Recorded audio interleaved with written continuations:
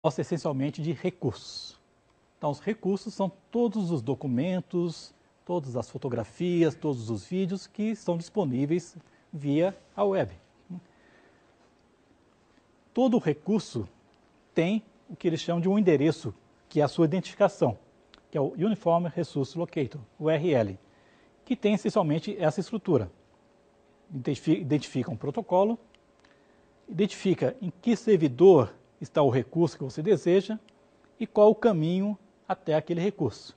Então tem os diretórios e o nome do arquivo. Todo recurso na web tem uma identificação dessa forma. Os principais conteúdos que estão na web são hipertextos. Então, hipertextos são documentos que são escritos usando uma linguagem específica.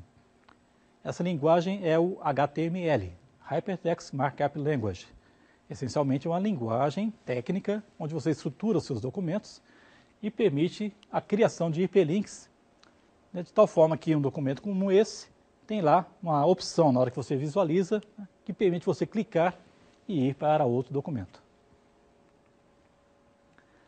A página HTML, cada um desses recursos de hipertexto, é uma série de elementos. Então aqui um exemplo de uma página HTML, tem aqui um início de elemento P, final do elemento, esse elemento todo aqui é um parágrafo. E um dos elementos principais de uma página HTML é a âncora, né, que é o elemento A. Né? Então aqui na âncora você define uma URL de tal forma que quando você visualiza o seu documento, aquilo aparece como um hiperlink que você pode seguir e ir para o outro documento. Então você visualizando o documento pode ter ligações para o outro. Perceba que isso é muito menos do que o Ted Nelson propôs com o Xanadu, tá? Mas o pessoal chama de hiperlink, né? É uma, digamos, versão pobre, mais simples do que seria um hiperlink. Esses documentos web são apresentados em clientes web, que são os nossos navegadores ou browsers, né? Essencialmente, o papel do navegador é fazer a apresentação de documento HTML, então ele recebe uma página HTML e apresenta aquilo para o cliente, e iniciar novas solicitações. E para você iniciar uma nova solicitação, há essencialmente duas formas. Você pode digitar a URL na barra de endereços, http, alguma coisa, ou você pode seguir hiperligações. Quando você acessa uma dessas URLs, nós falamos lá tem um identificador do servidor.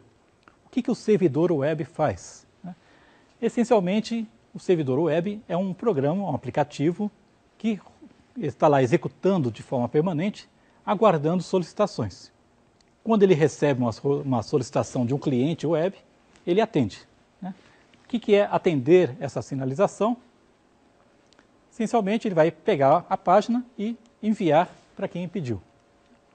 Então, esse aqui é um exemplo de uma interação, digamos, típica, padrão, dentro de uma relação do cliente web, nosso navegador, com o servidor web.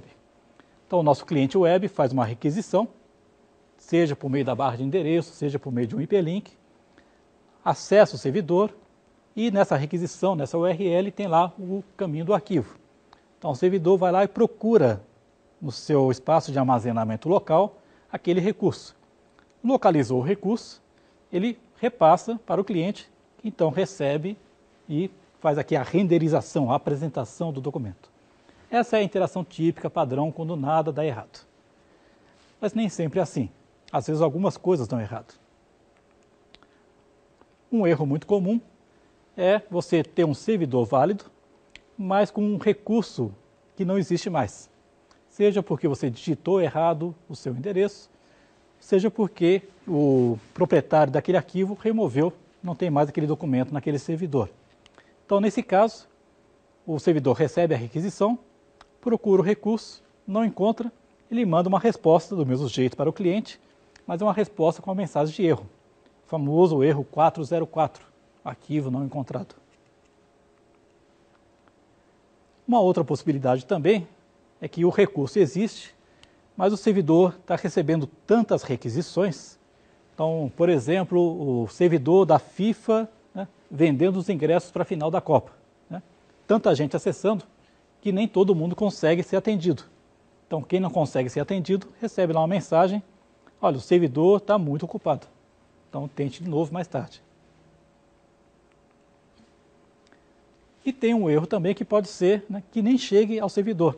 Você pode digitar errado o nome do seu servidor, por exemplo. Aí a própria internet, né, vai dizer: ó, não consegui localizar esse endereço. E aí o seu navegador local vai dizer: olha, não consegui encontrar esse servidor que você identificou para mim. Verifique se você não digitou errado, ou verifique se você não está conectado à internet, né? Então são algumas mensagens de erros que podem acontecer numa interação entre um cliente e um servidor web. Todos os navegadores oferecem alguns tipos de recursos que são comuns entre eles para que os usuários tenham uma facilidade nessas suas navegações pela internet. Nós temos aqui uma linha de tempo dos diferentes navegadores, né? E o primeiro que surgiu aqui em 1993 foi o Mosaic, né? Depois veio o Netscape, Opera, Internet Explorer, né? E o que essa linha está demonstrando é que, ao longo da evolução, algumas das tecnologias eram específicas de alguns navegadores e não estavam presentes em outros. Então isso causava uma série de problemas.